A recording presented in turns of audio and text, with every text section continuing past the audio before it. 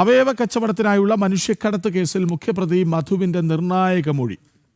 സ്വകാര്യ ആശുപത്രികൾ സ്വീകർത്താക്കളുടെ വിവരങ്ങൾ കൈമാറിയിരുന്നു എന്ന് മധുവിന്റെ വെളിപ്പെടുത്തൽ. വിദേശത്ത് നിന്ന് ചികിത്സയ്ക്കെത്തി അവയവമാറ്റ ശസ്ത്രക്രിയകൾ നിർദ്ദേശിക്കപ്പെട്ട രോഗികളുടെ വിവരങ്ങളാണ് കൈമാറിയിരിക്കുന്നത്. NIA കസ്റ്റഡിയിൽ മധുവിനെ ചോദ്യം ചെയ്യുന്നത് തുടരുകയാണ്. ജിജീഷ് കരുണാകരൻ ഒപ്പം ചേരുന്നുണ്ട്. ജിജീഷ്, വളരെ നിർണായകമായൊരു മൊഴി, നമുക്കതിനെ വെളിപ്പെടുത്തലെന്നും പറയാം. കാരണം സ്വകാര്യ ആശുപത്രികൾക്ക് ഈ അവയവ കച്ചവടത്തിൽ, മനുഷ്യക്കടത്തിൽ എത്രമാത്രം ബന്ധമുണ്ടെന്ന സംശയം നേരത്തെ തന്നെ സജീവമായിരുന്നതാണ്.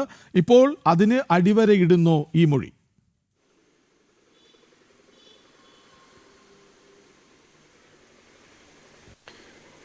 കൃഷ്ണരാജ് പറഞ്ഞതുപോലെ തന്നെ കൃത്യമായി എങ്ങനെയാണ് ഈ സ്വകാര്യ ആശുപത്രികൾ അവയവ കച്ചവട മാഫിയയുടെ ഭാഗമാകുന്നത് എന്ന് വ്യക്തമാക്കുന്നതും അല്ലെ അത് സംബന്ധിച്ച കൂടുതൽ വിവരങ്ങൾ തന്നെയാണ് മധു ദേശീയ അന്വേഷണ ഏജൻസിക്ക് നൽകിയിരിക്കുന്ന മൊഴിയിൽ പറയുന്നത്. ഇത് കേന്ദ്രീകരിച്ചായിരിക്കും ഇനി പ്രധാനമായും മുന്നോട്ട് പോവുക. ഏറ്റവും നിർണായകമാണ് മധു നൽകിയിരിക്കുന്ന മൊഴികൾ എന്ന് പറയുന്നത്. നേരത്തെ തന്നെ സ്വകാര്യ ആശുപത്രികൾ അവയവ കച്ചവട മാഫിയുമായി ചേർന്ന് പ്രവർത്തിക്കുന്നതിൻ്റെയും അതിൻ്റെ ഏജന്റുമാർക്ക് പല വിവരങ്ങളും രോഗികളെ സംബന്ധിച്ചുള്ള വിവരങ്ങൾ നൽകുന്നതിൻ്റെയും സൂചനകൾ ലഭിച്ചിരുന്നു. അന്വേഷണത്തിൽ അത് വ്യക്തമായിരുന്നു.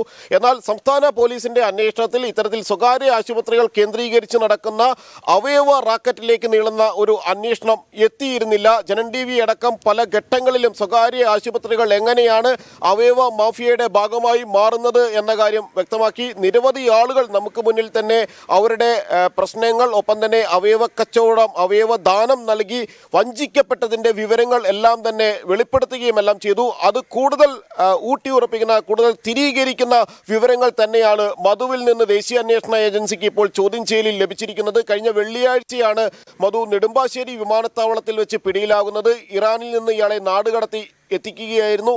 ലുക്കൌട്ട് നോട്ടീസ് അടക്കം പുറപ്പെടുവിച്ചു, ബ്ലൂ കോർണർ നോട്ടീസ് പുറപ്പെടുവിച്ചിരുന്നു. അങ്ങനെ ഇറാനിൽ ഈ പ്രതിയുമായി ബന്ധപ്പെട്ട വിവരങ്ങൾ രാജ്യാന്തര അന്വേഷണ ഏജൻസികൾ വഴി തന്നെ കൈമാറിയതിൻ്റെ അടിസ്ഥാനത്തിലാണ് ഇയാളെ നാടുകടത്തി കൊച്ചിയിലേക്ക് വിട്ടതും ഇവിടെ വെച്ച് നെടുമ്പാശ്ശേരി വിമാനത്താവളത്തിൽ വെച്ച് NIAയുടെ പിടിയിലാവുകയും ചെയ്യുന്നത്. അതിനുശേഷം ഒരാഴ്ചത്തെ കസ്റ്റഡിയിലാണ് ഉള്ളത്. ഈ കസ്റ്റഡി അടുത്ത ചൊവ്വാഴ്ചയാണ് അവസാനിക്കുന്നത്.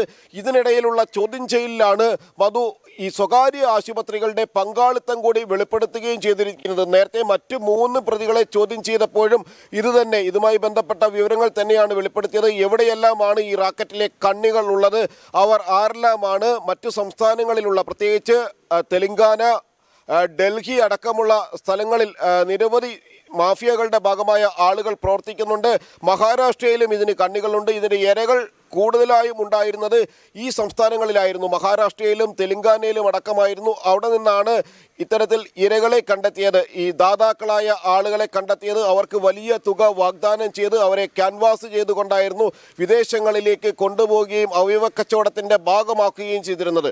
അതോടൊപ്പം തന്നെയാണ് സംസ്ഥാനത്തെ സ്വകാര്യ ആശുപത്രികൾ കൂടി ഈ റാക്കറ്റിൻ്റെ ഭാഗമാണ് എന്നതിൻ്റെ വിവരങ്ങൾ പുറത്തു വരുന്നത്. അത് സംബന്ധിച്ച് അന്വേഷണം നടത്തുന്ന ദേശീയ അന്വേഷണ ഏജൻസി നിരവധി സ്വകാര്യ ആശുപത്രികളെ നിരീക്ഷണത്തിലാക്കിയിട്ടുണ്ട്, നിരവധി വ്യക്തികളെ നിരീക്ഷണത്തിലാക്കിയിട്ടുണ്ട്. ഇവരിൽ ചിലരെ കസ്റ്റഡിയിലെടുക്കാനും കൂടുതൽ അറസ്റ്റുകൾക്കുമുള്ള സാധ്യത തന്നെയാണ് ഇനിയുള്ള ദിവസങ്ങൾ കാണുന്നത്. നിലവിൽ മനുഷ്യക്കടത്തുമായി ബന്ധപ്പെട്ടാണ് കേസ്. ഇതിൽ UAPA ചുമത്തിയിട്ടില്ല നിലവിലുള്ള കേസിൽ. എന്നാൽ അന്വേഷണം കൂടുതൽ ഊർജിതമാകുമ്പോൾ മറ്റു സംസ്ഥാനങ്ങളിലെ കണ്ണികളടക്കം ഇനി അറസ്റ്റിലാകാനുണ്ട്. ഒപ്പം തന്നെ സ്വകാര്യ ആശുപത്രികളുടെ പങ്കാളിത്തം സംബന്ധിച്ച് കൂടുതൽ വിവരങ്ങൾ കൂടി ശേഖരിക്കുകയാണ് ദേശീയ അന്വേഷണ ഏജൻസി.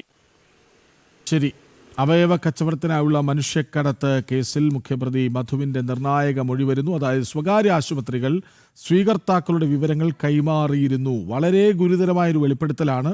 ഇത് നേരത്തെ തന്നെ പൊതുസമൂഹം ചർച്ച ചെയ്തതാണ്, വലിയ വാർത്തകൾ വന്നതുമാണ്. വിവരങ്ങൾ നൽകുകയായിരുന്നു ജിജീഷ് കരുണാകരൻ.